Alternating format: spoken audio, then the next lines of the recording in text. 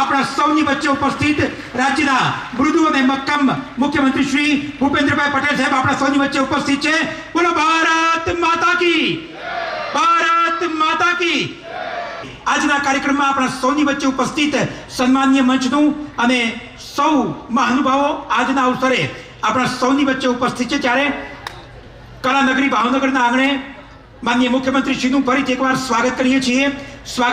આજના કાર્યક્રમમાં ઉપસ્થિત ભારત સરકારના રાજ્ય કક્ષાના માનનીય કેન્દ્રીય મંત્રી શ્રી નિમુબેન બામણિયા, આપણા સૌની વચ્ચે પ્રેરક ઉપસ્થિતિ રાજ્યના કૃષિ મંત્રી શ્રી જીતુભાઈ વાઘાણી સાહેબ, આપણા સૌની વચ્ચે પ્રભારી મંત્રી શ્રી કૌશિકભાઈ વેકરિયા સાહેબ પણ ઉપસ્થિત છે. તેમનું પણ સ્વાગત કરીએ છીએ.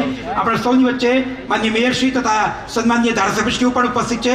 સૌનું સ્વાગત કરીએ છીએ. અને આવો આજના આ કાર્યક્રમનો મંગલ પ્રારંભ દીપ પ્રાગટ્ય સાથે આપણે કરીશું. વિનંતી કરીએ માનનીય મુખ્યમંત્રી શ્રી તથા મહાનુભાવને આપના વરદ હસ્તે દીપ પ્રાગટ્ય સાથે આ નિઃશુલ્ક સાધન સહાય કેમ્પનો આપ પ્રારંભ કરાવશો, આજના કાર્યક્રમનો પ્રારંભ કરાવશો. દોસ્તો આવો જોરદાર તાલીમ રેડાટ સાથે આપણે સૌ આ દીપ પ્રાગટ્યને વધાવીશું.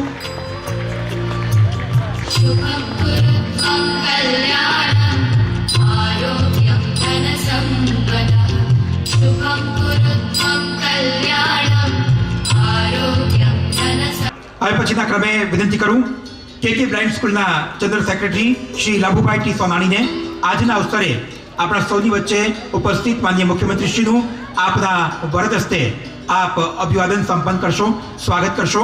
Shri Labhubhai T Sonani, general secretary કે બ્લાઇન્ડ સ્કૂલ ભાવનગર, તેમના દ્વારા આજના અવસરે વિશેષ અભિવાદન માનનીય મુખ્યમંત્રી શ્રીનું થઈ રહ્યું છે.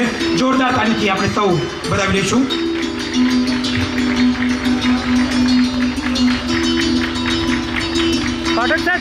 સંસ્થાનો એક મેમેન્ટો અને બુકે દ્વારા તેઓ શ્રીનું અધકેરું અભિવાદન થયેલું છે. ફરીથી એકવાર જોરદાર તાલીઓ સાથે આ અભિવાદનને આપણે સૌ વધાવીએ.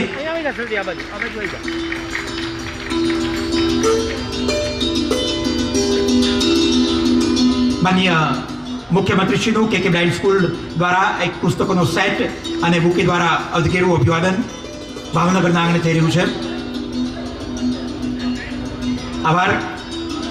આભાર માનનીય મુખ્યમંત્રી શ્રી આપશ્રીનો.